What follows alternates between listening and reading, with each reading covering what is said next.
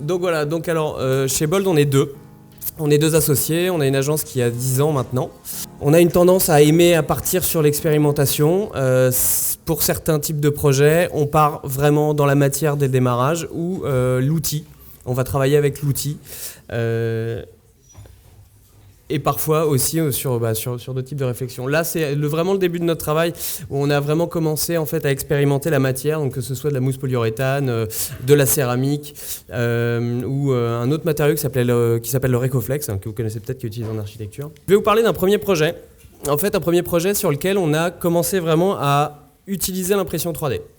Alors, on a travaillé donc pour le laboratoire qui était un lieu dans Paris qui n'existe plus aujourd'hui et qui maintenant est à Boston. Voilà. On a travaillé avec eux sur le développement d'un objet autour d'une scénographie.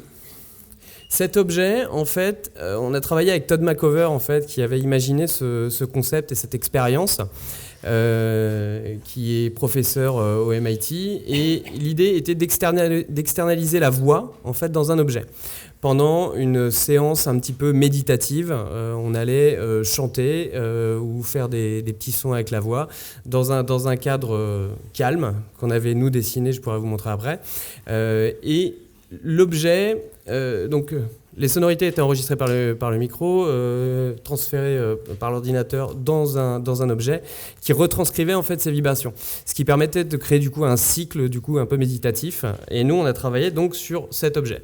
Alors pour cet objet, on a au début commencé à utiliser du coup l'impression 3D en fait assez simplement parce que y avait une entreprise dans le même bâtiment que nous qui développait des imprimantes 3D, des pots de fil qui s'appellent Dude. Et en passant les voix, on s'est dit tiens les gars, on a ce projet, on aurait besoin de le prototyper, est-ce que ce serait possible de... Donc au final, c'est le premier objet qu'on a fait en impression 3D maintenant quelques années, et qui est en fait pas du tout adapté à l'impression 3D des pots de fil. J'imagine que vous en faites un petit peu déjà, que vous connaissez. Alors si c'est pas le cas, c'est vraiment des formes qui sont pas du tout adaptées à l'impression 3D des pots de fil parce que tout simplement il faut des supports, ça demande beaucoup plus de matière, il faut poncer, c'est vraiment pas du tout adapté. Alors ça, c'est donc une imprimante 3D, vous en avez déjà vu, c'est une imprimante 3D sur un autre type de produit. Donc là, on a travaillé principalement avec de la tôlerie, voilà. Et pourquoi je vous montre ça aussi ? Parce qu'en fait, on a eu cette machine du coup à la maison, vu que le tout premier prototype était arrivé, et on a pu vraiment commencer en fait à expérimenter l'impression 3D. Et c'est là qu'on s'est dit tiens, c'est quand même génial parce qu'on a une imprimante 3D, c'est un peu comme si on venait de nous offrir un nouveau carnet de croquis, et c'est comme ça qu'on a commencé à utiliser l'imprimante. C'est-à-dire que dès qu'on se disait tiens, est-ce que ça fonctionnerait d'imprimer ça comme ça, et ben plus rapidement possible on modélisait, on tentait. Donc on s'est réalisé en fait des quantités d'échantillons qui ont donné des projets ou pas, qui ont nourri en tout cas notre créativité et qui continuent de nous faire avancer. Une petite recherche en fait qui a amené à un projet, c'est une de celles-ci. C'est-à-dire qu'on s'est dit comment c'est venu comme ça, hein. Je pense qu'on discutait autour d'un café ou d'une bière, et puis on s'est dit tiens, on pourrait pas imprimer un poêle en 3D, et du coup on s'est dit tiens, on va essayer. Alors on a fait plein de petits tests d'impression de poêle, et on est arrivé du coup à ce système-là.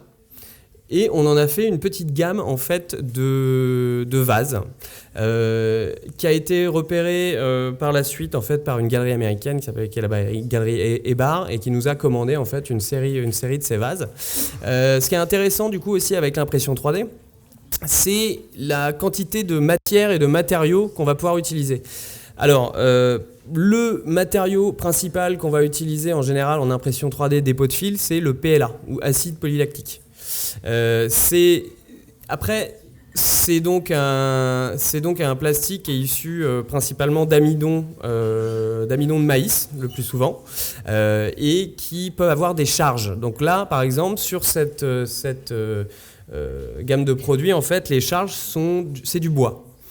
Donc on va avoir de la noix de coco poursuivie au fond, et après c'est des charges de bois différentes. Donc ce qui est hyper intéressant aussi aujourd'hui dans le développement de ces technologies-là, c'est qu'on est en découverte tous les jours de nouveaux matériaux, de nouvelles charges, de nouvelles propriétés, voilà, en sortant des plastiques.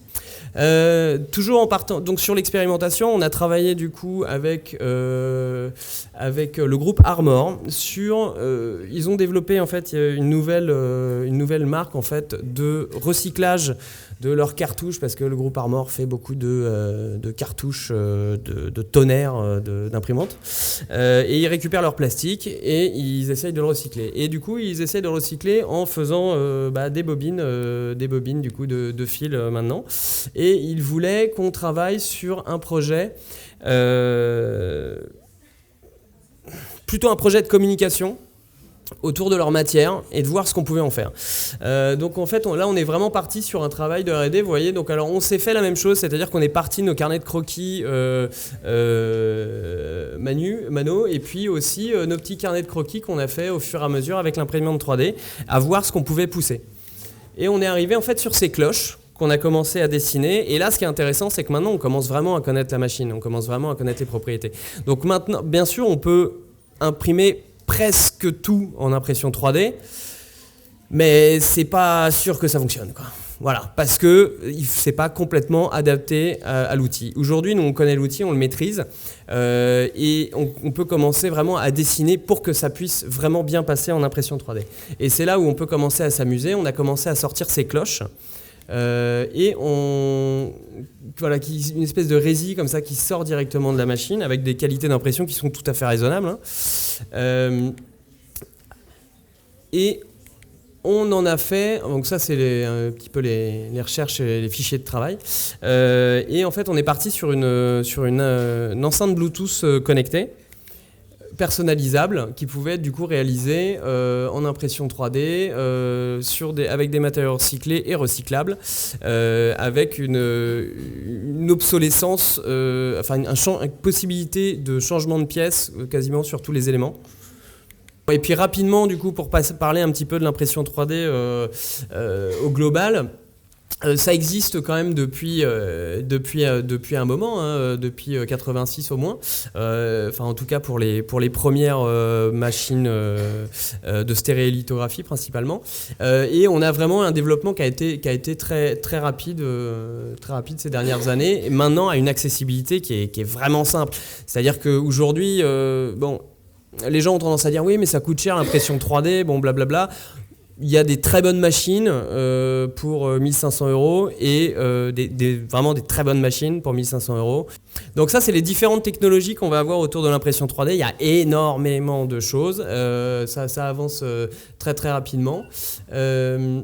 Donc voilà, pour ceux qui ne connaissent pas trop le principe des machines à dépôt de fil, nous allons avoir un stock qui est une bobine, donc notre filament, donc principalement c'est du PLA en général, qui va alimenter une buse